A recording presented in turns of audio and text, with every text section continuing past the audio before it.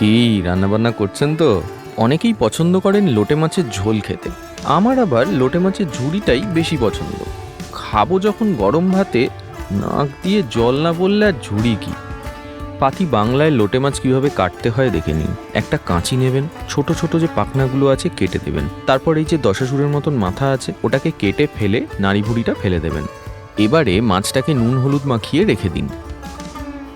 এবার একটা কড়াই গরম করে সর্ষের তেল দিন। পয়েন্টটা হচ্ছে কম তেলে কিন্তু হবে না, অতএব ফ্যাটি লিভারের ভয় পেলে লোটে মাছের ঝুড়ি অ্যাভয়েড করুন। তেল গরম হলে শুকনো লঙ্কা আর কালো জিরে ফোড়ন দিন।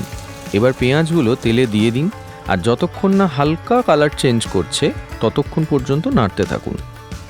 পেঁয়াজের কালার হালকা চেঞ্জ হলে রসুনটা দিয়ে দিন, দিয়ে আবারও কষাতে থাকুন যতক্ষণ না রসুনের কাঁচা গন্ধটা চলে যাচ্ছে।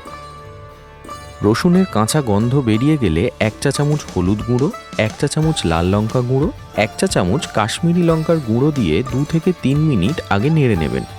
তারপরে টমেটোগুলো দিয়ে দেবেন।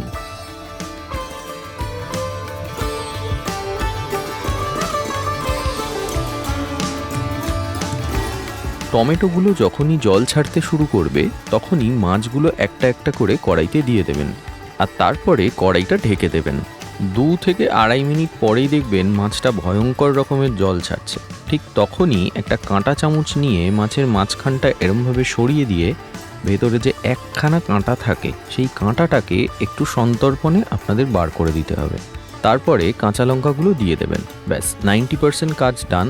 এইবার যতটা শুকনো করতে পারবেন ঝুড়ি তত ভালো হবে।